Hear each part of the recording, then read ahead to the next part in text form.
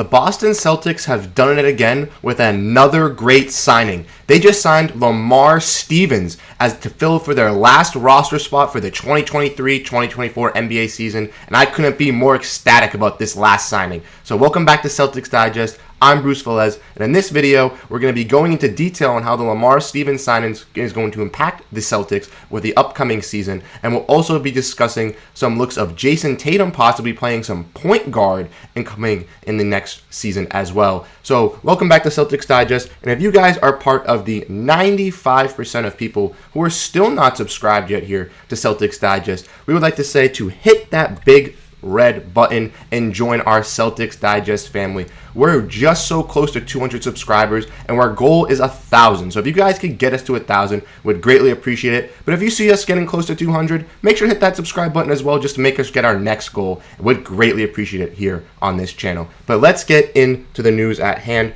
First, talking about Jayson Tatum possibly playing some point guard minutes. And as this is confusing as it is for you guys, it is confusing for me, as personally, I know Tatum brings up the ball a lot and has been known to, have some on-ball qualities for the Celtics.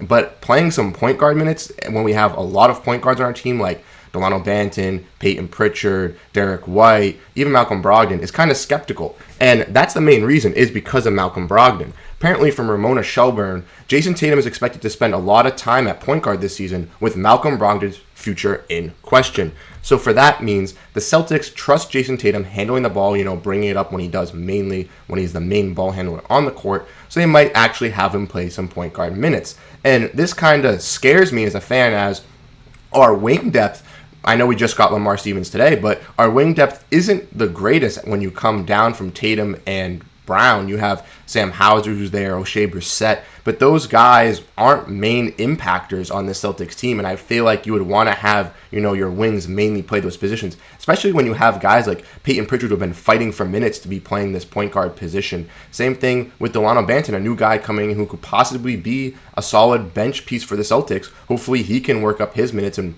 hopefully show them in training camp that he's an actual good piece and he can actually be part of this team.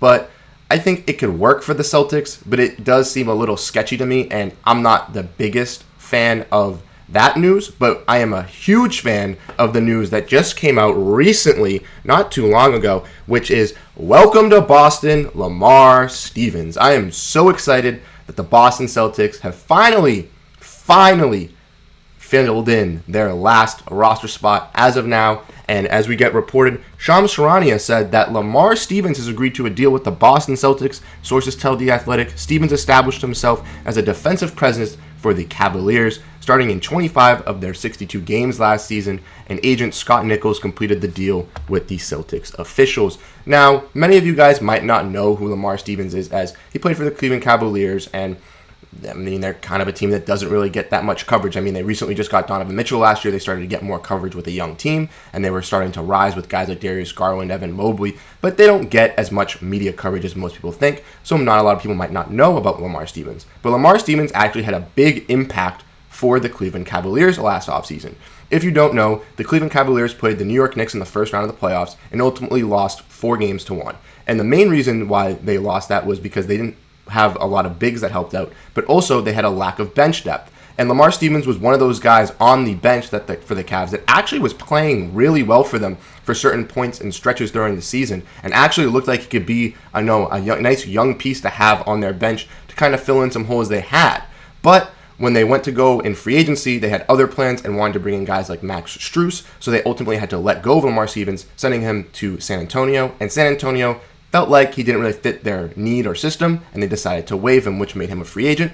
And Boston, luckily, got to pick up on, I think, a nice steal of a guy in Lamar Stevens who can bring some value to the Celtics team at the wing position. Now, if we look at Lamar Stevens' stats, here he's averaged, 5.3 points, 3.3 total rebounds, and 0.5 assists, shooting 45% basically last year, 44.8% from the field, with shooting 31% from 3 and 70% from the free throw. And as if you can see, his 3-point percentage actually went up from his career stats last season. He was shooting, 32% almost from 3, where his career is around 28%. And even though most of his numbers are relatively around the same, it's good to see that his 3-point percentage did go up. Now, Lamar Stevens' role for the Celtics, I think, mainly is going to be one of the bench 2 or 3s. I think he kind of has a similar role to Sam Hauser type of guy. I think he's going to play some backup 2 and backup 3 depending on how this Malcolm Brogdon situation is handled. We don't really know if Malcolm Brogdon is even going to be ready to go at the start of the season or if he even wants to be with the team.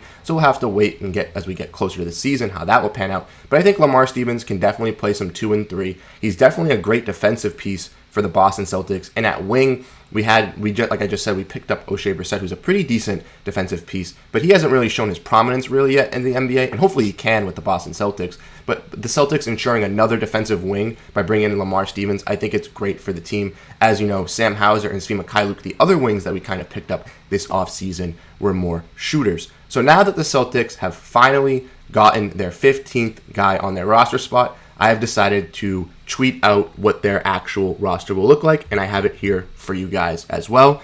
So as of right now, the Boston Celtics roster looks as Derrick White, Jaylen Brown, Jayson Tatum, Kristaps Porzingis, and Robert Williams. I think that's probably the most optimal starting 5 for the Boston Celtics. Then you look at the bench unit, we got Payton Pritchard, Malcolm Brogdon, Lamar Stevens, rookie Jordan Walsh, and Al Horford, the veteran.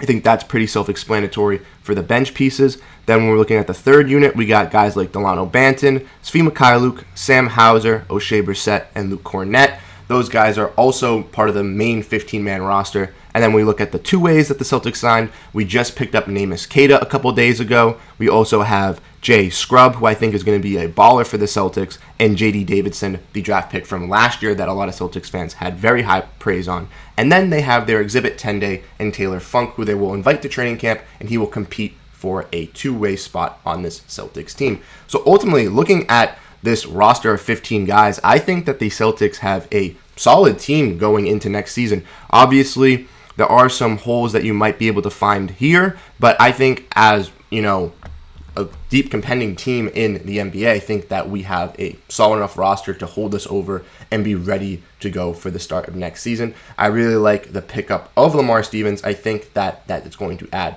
some defensive help to the bench unit. As you can see, we have guys like Payton Pritchard, Malcolm Brogdon, Jordan Walsh, who's a rookie who's, you know, on his way of the defensive side, but could definitely use some help with Lamar Stevens actually helping him with Al Horford on that side, covering him in the wing position and at the center position. I think he will fit in very nice with this Celtics team. So let me know what you guys think in the comment section below. Do you guys like this pickup of Lamar Stevens? I know I do, and I want to hear your guys' explanations on why you would like this trade, this signing, or why you don't like this signing. I also want to know what you guys think now that we have our full 15-man roster. What's your prediction for the Boston Celtics in the Eastern Conference? Let me know your predictions in the comment section below. Make sure to hit that red subscribe button to join the Celtics Digest family. I'm Bruce Velez, and I'll catch you guys in the next video.